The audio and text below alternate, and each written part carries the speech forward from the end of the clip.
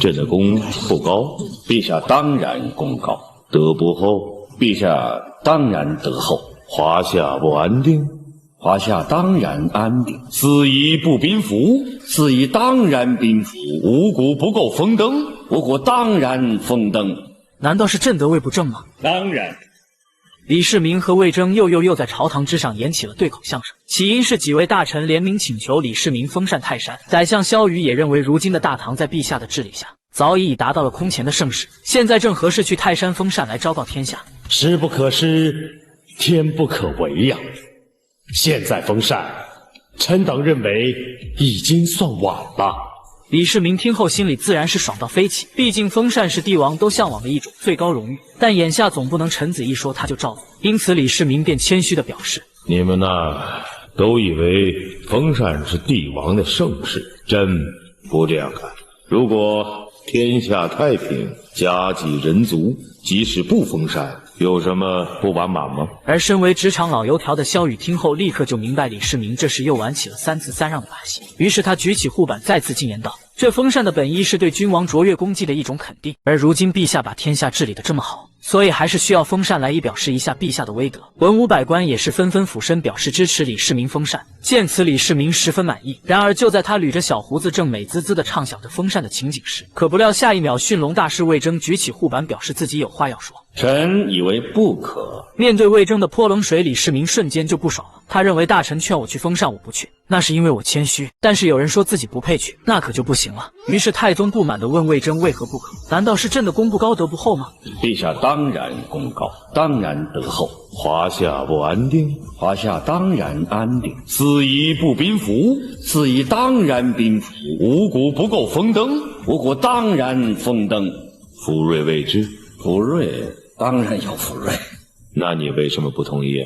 魏征赶紧解释，他之所以不同意李世民去泰山封禅，并不是说陛下的丰功伟业不配，只是现在的大唐处于隋末大乱之后，人丁户口还没有完全恢复过来，钱粮也还不充足。而封禅呢，依然车驾东巡，千乘万骑，沿途供应的、朝廷花费的，都不是容易承担的呀。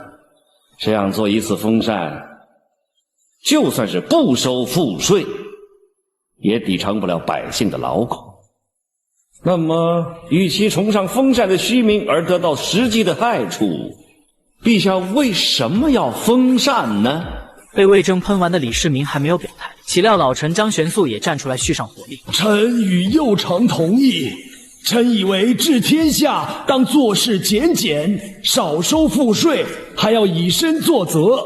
张玄素为了劝诉成功，则是列举了一个更好的例子。他表示，前不久陛下下诏要兴动土木重修洛阳宫的乾阳殿，还要亲自到洛阳去旅游一番，这样频繁的征调人员，百姓就会有怨气。张玄素甚至说，现在大唐的国力还不如隋朝时候。臣恐怕陛下之过会甚于隋炀帝呀。你说朕不如隋炀帝？那朕比起桀纣王怎么样呢？面对李世民带有怒气的质问，张玄素却丝毫不慌。他的说辞早已烂熟于胸。当初陛下刚平定洛阳的时候，太上皇还下诏让烧掉洛阳的宫殿，但陛下却抗旨不遵，将洛阳宫殿的瓦和木材拆分给了贫苦百姓。虽然没有照太上皇的旨意做，但是天下人都因此称赞陛下的圣德。结果今天又要大兴土木，这前后10年一拆一建，陛下天下会怎么想啊？不得不说，姜还是老的辣。张玄素的一番话让李世民恍然大悟，不仅停掉了重建洛阳宫的项目，还打消了封禅的念头。现在张玄素这么一说，朕就是今后去洛阳露天坐着，朕也不敢说辛苦了。而为了嘉奖张玄素劝谏有功，李世民特升他为太子宫右庶子，官居3品，还赐他200匹花绸和黄金100两。然而李世民虽然听从了张玄素的谏言，但是心里总归有些不爽，于是开始调侃张玄素：朕看你身上有几分尚书右丞的，你是不是跟他学的？众人憋不住开始笑了，但张玄素却脸色铁青。魏征此时不说话，但流露出略微有些得意的神色。而这时李世民又想到了张玄素是隋朝的老臣，于是就继续挖苦他。那个时候你做什么官？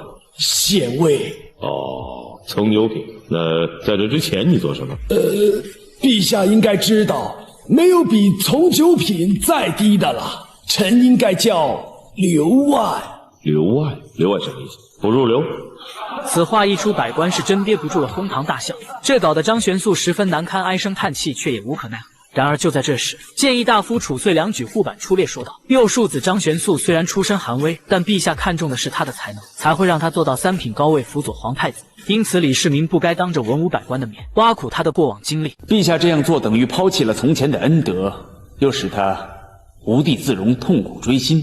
将来怎么要求他忠心呢？”李世民听后连连点头，认为褚遂良的话十分有道理，于是当着文武大臣的面，表示自己后悔说出刚刚的话，并向张玄素道歉。不得不说，李世民确实是个极为听劝的皇帝，只要大臣直谏有理有据，他就会采纳，并且还会有赏赐，又敢于在大臣面前承认自己的错误，所以这也怪不得李世民能称得上千古一帝。如今虽说李世民取消了封禅之事，可没过多久，铁头魏征又出事了。事情的起因是因为魏征杠精的体质，导致他在朝中得罪了很多大臣，于是这些大臣便联名上奏参了魏征一本，而理由则是魏征结党营私。看完奏折的房玄龄露出一脸的难以置信，虽说他不喜欢魏征这个人，但对于魏征的人品他还是十分信任的。结党营私，这倒不像是尚书右丞所为。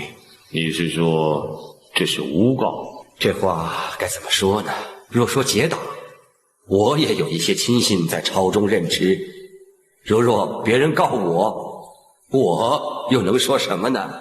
房玄龄认为结党是小，营私是大，大家虽然聚在一起，但心里都是向着朝廷和陛下，这也就不足为惧。怕就怕他们聚在一起是为了谋私，那事情就严重多了。于是房玄龄建议调查一下，这也好证明魏征的清白。李世民听后觉得言之有理，便派出御史大夫温彦博前去调查。而经过一番调查后，魏征果然没有让李世民失望。魏征结党一事确实被人故意夸大，可尽管如此，温彦博还是提出了自己的建议。毕竟魏征平时确实是有点过于自我，甚至连陛下都敢怼到冒烟，所以在朝中也很容易得罪其他人。现在最好还是得提醒他才行。李世民听后点头，很是赞同。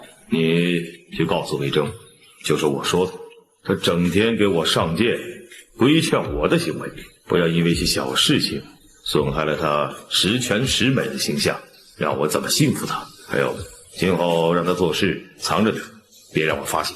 这要是一般的大臣收到帝王的警告，肯定是胆战心惊，皇帝说啥是啥，绝不顶嘴。可作为国服第一喷子的魏征又岂会按寻常人的想法做事？于是第二天一大早，他竟跑到皇宫来找李世民兴师问罪。还没意识到危机来临的李世民，一边阅读着奏章，一边用挖苦的语气说道：“亲爱的魏大人，好几天没听你说话了，这几天我可没有做对不起天下人的事，但不知道你有没有？”魏征没搭理李世民话语中的讥讽，而是犯言直言道：“陛下又错了。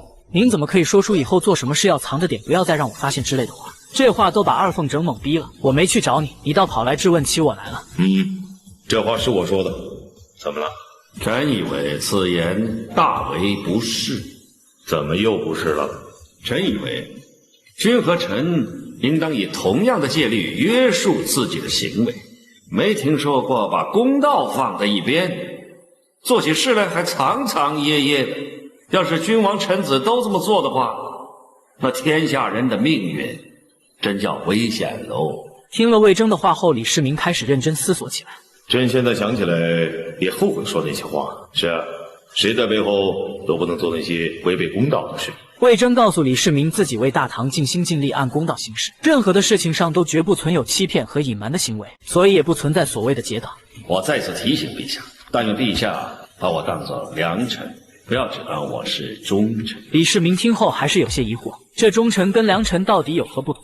良臣择主而事，然后竭尽所能，深获美名，子孙传世；而忠臣，他只知道和君王同生共庆，他的命运和君王紧紧联系在一起。倘若君主遭难，忠臣就落得个无家无国的下场，空留下一个忠臣的名分，两者相差甚远，陛下不可混淆。都说活到老学到老，魏征的一席话让李世民对良臣有了更深刻的认知。可令人没想到的是，刚刚说完话的魏征也不管李世民的反应，直接便拱手而去，让还有话要说的李世民尴尬地坐在原地，看着拂袖而去的良臣，李世民也不禁莞尔一笑。他魏征这也就是遇到了李二，换个朱元璋让他试试，估计坟头草都2米多高了。